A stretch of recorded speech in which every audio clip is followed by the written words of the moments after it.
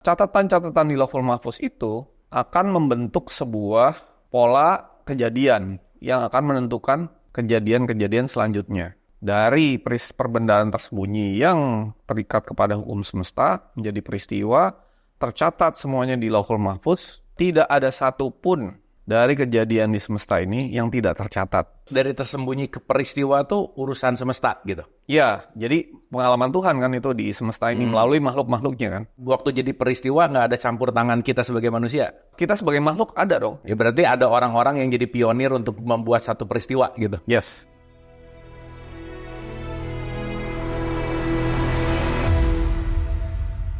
Assalamualaikum, selamat datang di Ngaji Bareng dari Lisan Menuju ke Kesadaran. Kita kembali lagi untuk menyelami Al-Quran, untuk bukan hanya membunyikan, bukan hanya membaca, bukan hanya menghatamkan, seperti apa yang sudah kita bahas, bahwa Quran itu didesain untuk menjadi pedoman. Artinya kita baca, kita pelajari, kita pahami, sekaligus diamalkan dan kita bisa siarkan juga. Dan Quran memang didesain untuk mempermudah dan dipermudah. Jadi mungkin setelah kita nonton banyak episode di Ngaji Bareng ini, tidak mengatakan lagi bahwa Quran itu susah, karena Quran memang didesain untuk mudah dan untuk kita semua sebagai manusia. Kita akan masuk ke pembahasan setelah panjang lebar, berbicara tentang hal yang saya rasa ini adalah sesuatu hal yang sangat esensial, dan ini sering banget dipertanyakan dan didiskusikan, yaitu Lauhil Mahfuz. Kita akan memperdalam apa itu Lauhil Mahfuz dan bagaimana terjadi pada kehidupan kita. Gimana nih Mas Soni? Ini menarik nih, Lauhil Mahfuz. Begitu selesai tata krama langsung berat banget tuh. Dari tata krama langsung loncat. Ya, ini memang nggak sesuai sama apa yang pernah kita pelajari secara kurikulum sih ya. Karena kita belajar Lauhil Mahfuz kalau dari tata krama mungkin 2 tahun setelahnya gitu lah, kalau pakai timeline waktu. Tapi mungkin karena ya ini percepatan juga, jadi kayaknya udah saatnya kita ngomongin Lauhil Mahfuz sih Mas.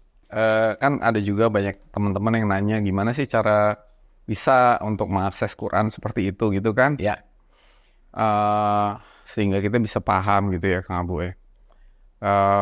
Kita buka dulu ya, mulai satu ayat ya, surat 56 ayat 77 sampai 79. Oke, surat 56 itu surat Al-Waqiah. Ya. Biasanya Al-Waqiah ini kalau pengen cepat kaya, Mas. Oh gitu. Padahal artinya kiamat. Padahal artinya kiamat. Pun kiamat artinya kan sadar. Ya. Oke, di 56 ayat 77 tuh ada kalimat gini. Auzubillahi minasyaitonirrajim, bismillahirrahmanirrahim. Dan ini sesungguhnya Al-Quran yang sangat mulia. Dalam kitab yang terpelihara, dalam kurung, Lauh Mahfuz, tidak ada yang menyentuhnya selain hamba-hamba yang disucikan. Nah, jadi itu di Quran itu nggak ada kata-kata spesifik ngomong Lauhul Mahfuz ya Kang Abu ya. Tapi kitab yang terpelihara, atau papan yang terpelihara, atau catatan yang terpelihara, istilahnya tuh macam-macam gitu. Kalau istilah sekarang mungkin disebut Akashic Record. Akashic Record, yes. Jadi ada misalnya cloud semesta, apapun gitu ya namanya ya. Disebut juga Kitabum Mubin, Kitabum Maknun, kita macam-macam ya. Intinya tuh lagi ngomongin sesuatu yang sebenarnya nggak ada namanya di semesta ini, tapi kita menamakannya.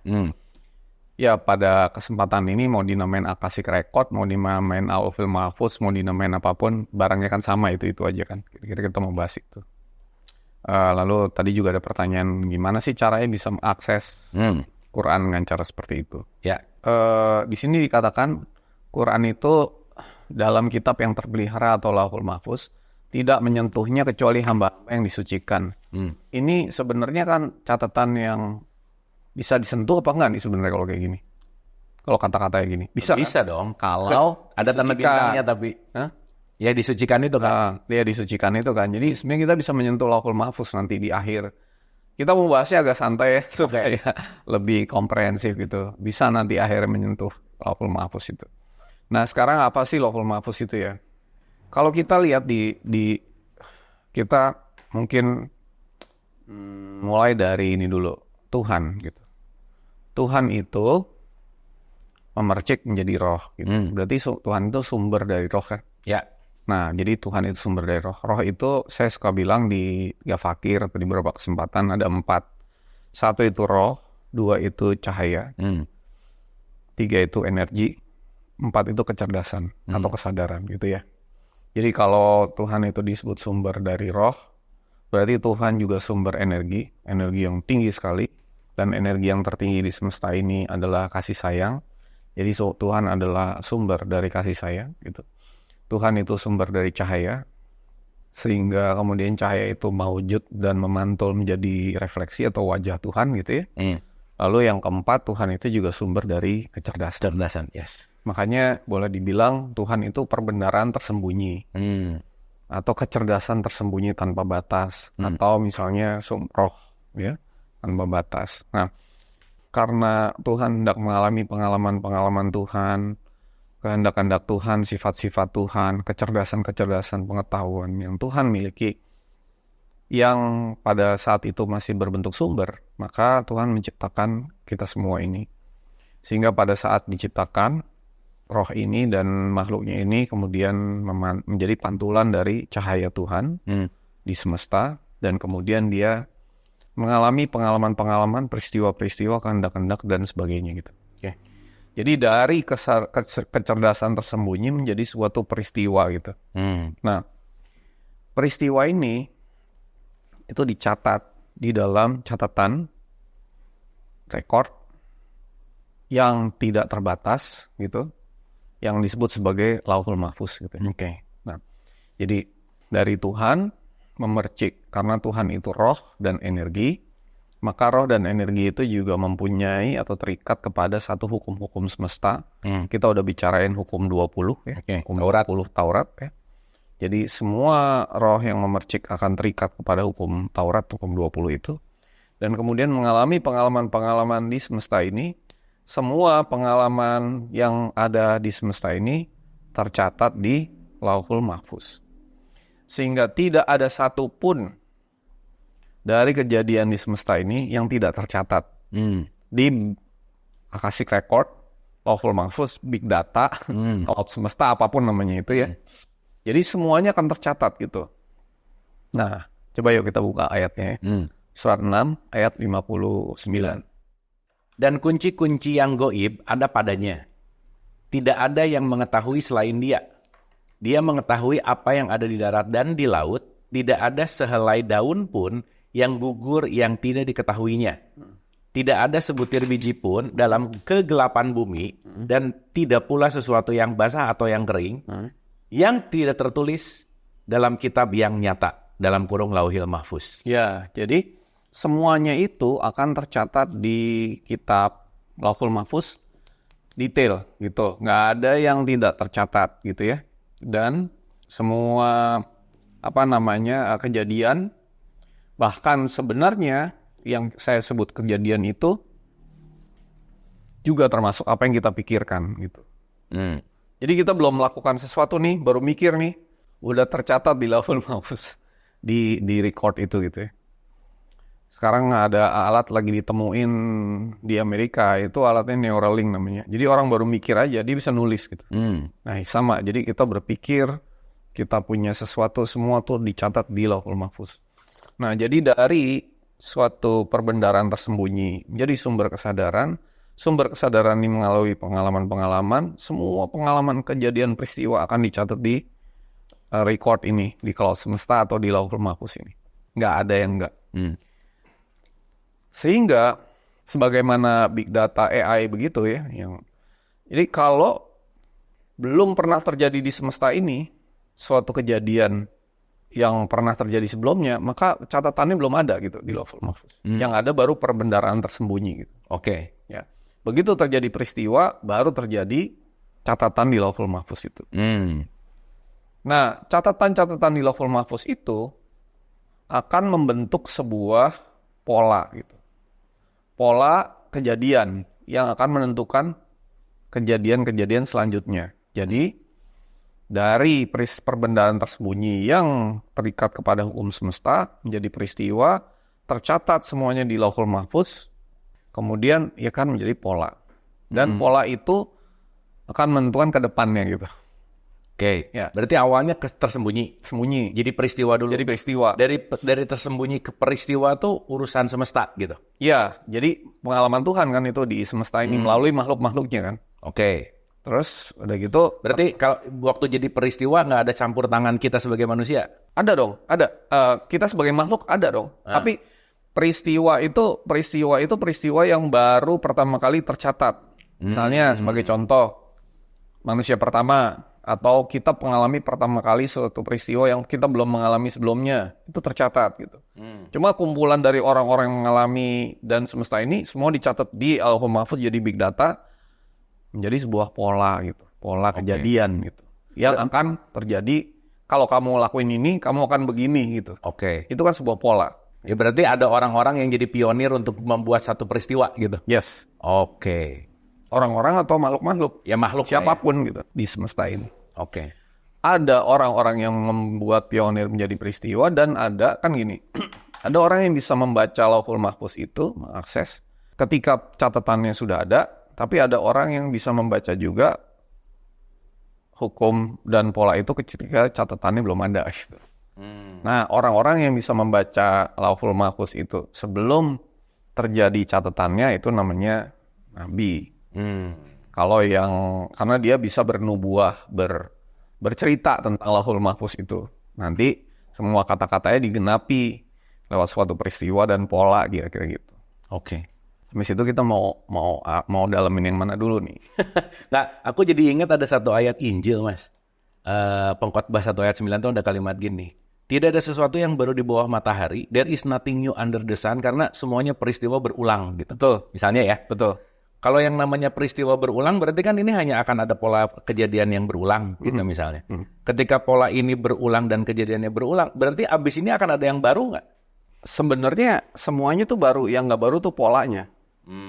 Pola. Polanya tuh akan sudah bisa diprediksi. Bahwa kalau kamu berbuat baik, kamu akan dapat begini. Gitu.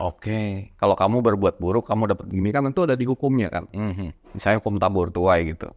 Kamu menanam kebaikan, maka energimu naik, kamu akan mendapat energi lain kebaikan di kemudian hari. Kamu menanam keburukan, akan dapat keburukan. Itu kan sebuah hukum yang sudah dialami oleh banyak pemain-pemain di semesta ini.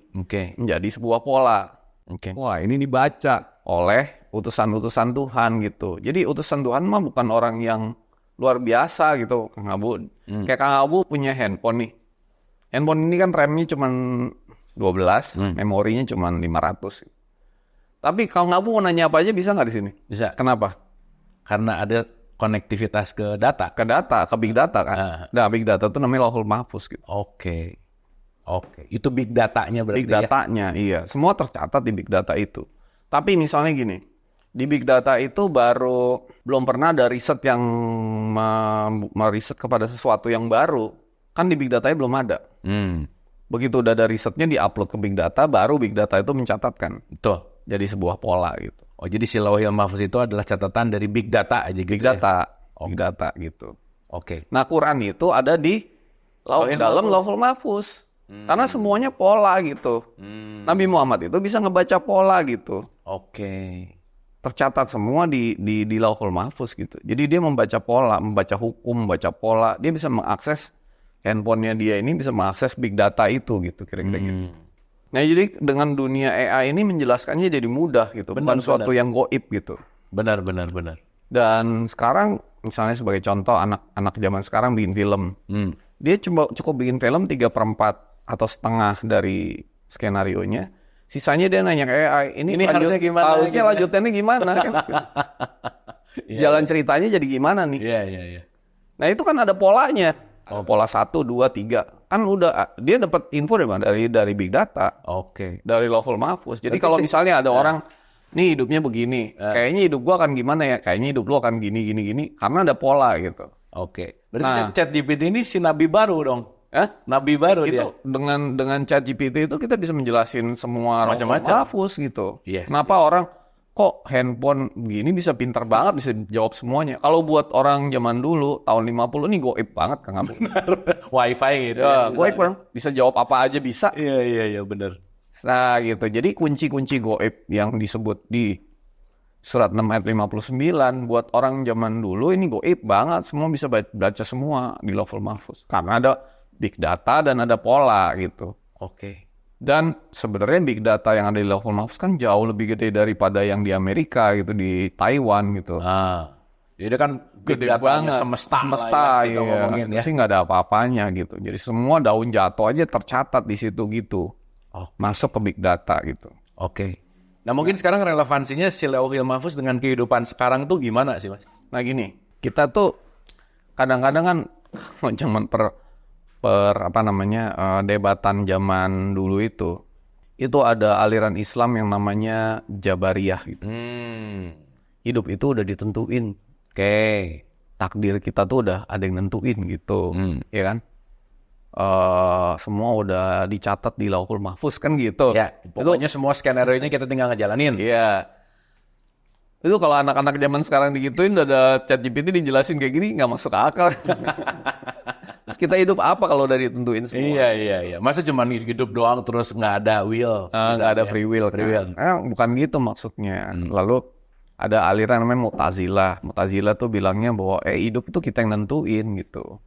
Kita yang nentuin semua. Okay. Tuhan tuh membuat suatu hukum aja gitu kan.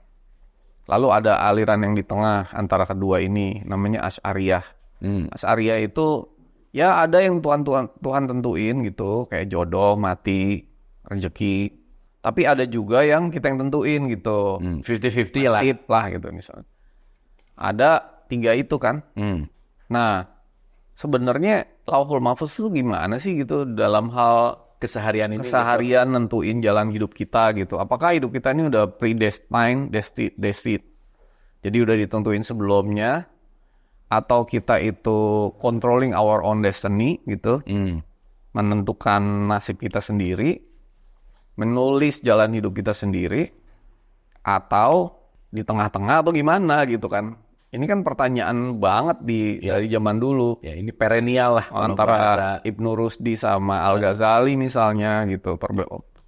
Perdebatannya kan tentang ini gitu. Nah, kalau bisa kita diving on this ke situ ya. Sampai dalam. Gitu. Oke, Mas.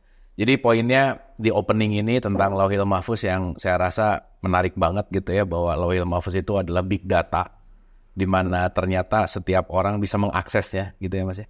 Harusnya bisa. Iya kan? Tapi secara regulasi kan semua orang bisa mengaksesnya gitu. Dikasih kapasitas yes, tapi nggak semua orang, sedikit yang bisa akses. Oh, oke. Tapi maksudnya accessible. Accessible yes, ya kan? Tapi kan di situ dibilang kunci-kunci. Ada kuncinya tuh. Oke. Kalau ada kuncinya ya yang bisa buka kuncinya kan, yang nggak berarti yang tahu kunci yang punya password yang bisa mengakses si big data gitu. Iya gitu. Oke, jadi wah ini menarik sih karena mungkin kita nanti akan nyampe ke gimana caranya coding passwordnya gitu Mas. Karena kan poinnya supaya ya bisa mengakses big data ini kan enak ya. Kalau kita dalam tanda petik ya enak tuh kalau bisa mengakses big data ini kan semua pengetahuan, semua kunci-kunci bisa didapetin dan mungkin kalau ngelihatnya itu adalah creation gitu nantinya. Oke Mas, nanti kita akan deep dive lagi tentang konteks, mungkin ini kita akan berbicara tentang kode dan kodar. So, artinya kalau kita bicara tentang Lauhil Mahfuz itu adalah sebuah data di mana data ini dalam konteks yang namanya datanya semesta yang sangat luas gitu. Jadi kalau dianalogikan dari AI itu adalah datanya, kecerdasan si AI-nya itu adalah menggunakan big data dan ketika big data ini nanti bisa terakses, nah disitulah kita akan menemukan kunci-kunci dalam konteks yang namanya Lauhil Mahfuz itu. Kita akan bahas lebih dalam di episode yang akan datang. Terima kasih.